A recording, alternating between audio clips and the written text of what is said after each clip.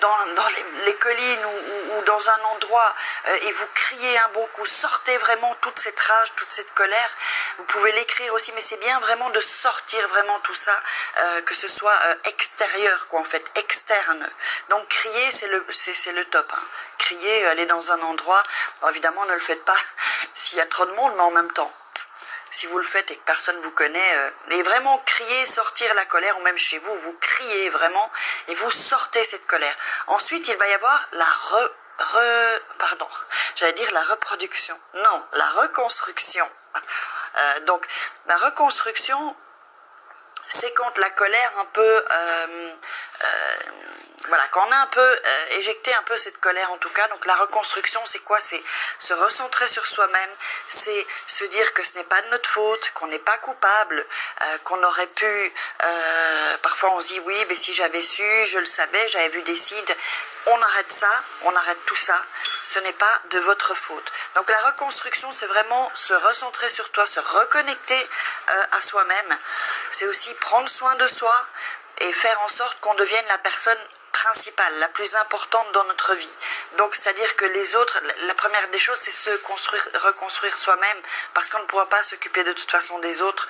On ne pourra pas, parfois, j'ai des mamans, elles peuvent plus s'occuper de leurs enfants, tellement elles sont détruites, quoi, en fait. Donc, il faut vraiment, la première des choses, c'est s'occuper de soi, prendre soin de soi et se reconstruire. Donc, au niveau de la confiance en soi, au niveau de l'estime de soi, vraiment reprendre confiance en soi. Pour les femmes, ça peut être prenez soin de votre corps, recommencez à vous maquiller par exemple, à vous faire jolie, pour vous-même en fait, pas pour les autres, pour vous-même. Donc parce que c'est vrai que quand on est dans une relation comme ça, on peut s'être laissé aller, et puis on se reconnaît plus, de toute façon on ne se reconnaît déjà plus au niveau de l'identité et de la personnalité, et physiquement, certainement la plupart se laissent aller. Donc recommencez un peu de rímel, un peu de crème, de fard à joues, un peu de, vous voyez, pas comme être maquillé comme un camion, mais voilà, reprenez soin de vous, allez vous acheter si vous pouvez la dernière robe que vous avez vue, ou des vêtements que vous avez dans votre armoire. Donc voilà, essayez vraiment de prendre soin de vous, même au niveau physique, donc de l'apparence, et ensuite prendre soin de soi à l'intérieur. Donc ce sont les deux choses importantes. Et ensuite, quand on est mieux, qu'on s'est reconstruit, qu'on a de la distance, qu'on voit, parce que quand on sort de ça, en fait, il y a tout un monde qui s'ouvre. Si on a réfléchi sur cette souffrance et si on a fait ce travail sur soi, et là, on peut se dire, au final, c'était une bénédiction. C'était un cadeau, en fait, de tomber sur ça. Pourquoi? Parce qu'on s'est reconnecté à soi et qu'on a réappris à s'aimer, ou a appris à s'aimer, et qu'on est vraiment une nouvelle personne. On est vraiment comme un serpent, pardon.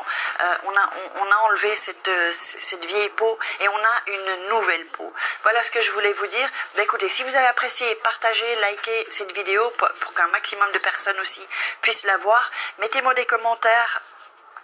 Mettez-moi aussi, posez-moi des questions, je réponds à toutes les questions. Et puis, si vous voulez aller plus loin, j'ai créé un programme, donc tous les liens sont dans la description, hein. Vous déroulez la barre, vous cliquez donc sous la vidéo, et puis moi je vous dis à demain. Ciao, je vous aime.